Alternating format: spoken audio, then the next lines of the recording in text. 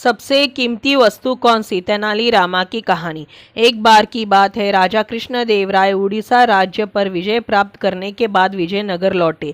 उनकी विजय से प्रसन्न होकर पूरे विजयनगर को सजाया गया और कृष्णदेवराय का शानदार स्वागत किया गया। अगले दिन राज दरबार में कृष्णदेवराय ने कहा कि यह विजय मेरे लिए बहुत खास है, इसके लिए हम कुछ ऐसा करना चाहते हैं जिससे यह विजय यादगार रहे। एक मंत्री ने राजा को सलाह दी कि आप एक विजय स्तंभ को चौक पर बनवाइए। राजा को यह सुझाव पसंद आया। राजा ने कहा कि राज मिस्त्री को बुलाकर इसका निर्माण जल्द से जल्द कराया जाए। इसके बाद राज मिस्त्री विजय स्तंभ के निर्माण कार्य के लिए लग गया। उसने विजय स्तंभ बनाने के बाद उस पर नक्काशी का काम करना शुरू कर दिया। उसने बड़ी मेहनत से रात दिन काम करके कुछ ही दिनों में विजय स्तंभ को पूरा कर दिया। इसके बाद एक खास दिन पर राजा ने उस विजय स्तंभ का शुभारंभ किया। विजय स्तंभ की सुंदरता को देखकर राजा और सभी व्यक्ति बहुत प्रसन्न हुए। राजा ने राजमिस्त्री को कहा कि इतनी सुंदर कारीगरी के लिए मैं तुमको कुछ इनाम देना चाहता हूँ। तुम बताओ तुमको क्या इनाम चाहिए? राजमिस्त्री ने मना किया कि आपका दिया हुआ मेरे पास सब कुछ है, मुझे कुछ नहीं चाहिए।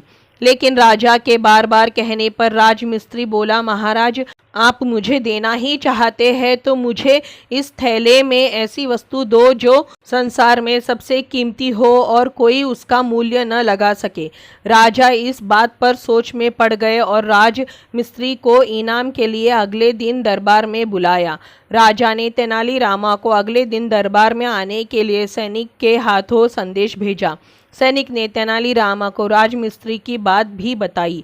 अगले दिन दरबार में राजमिस्त्री और तेनालीरामा उपस्थित हो गए।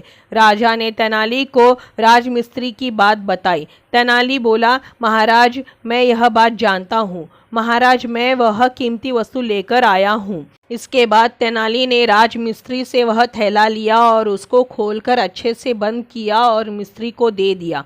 मिस्त्री भी चुपचाप थैला लेकर चला गया। राजा ने तेनालीरामा से पूछा कि तुमने राजमिस्त्री को खाली थैली ही दी है और वह भी इसे लेकर चला गया। तेनाली ने कहा, महाराज मैंने उसको खाली थैला नहीं, उसमें हवा भरकर दी है जो कि संसार में सबसे कीमती है और उसका कोई मूल्य भी नहीं लगा सकता। राजमिस्त्री भी इस बात को समझकर वह थैला लेकर चला गया। राजा ने तेनाली की बहुत प्रशंसा की। तो दोस्तों ये थी तेनालीरामा की कहानी। सबसे कीमती वस्तु कौन सी? आपको कैसी लगी? अगर अच्छी लगी हो तो इसी तरह की कहानियों के लिए चैनल को सब्सक्राइब करें, वीडियो को लाइक करें, शेयर करें। धन्यवाद।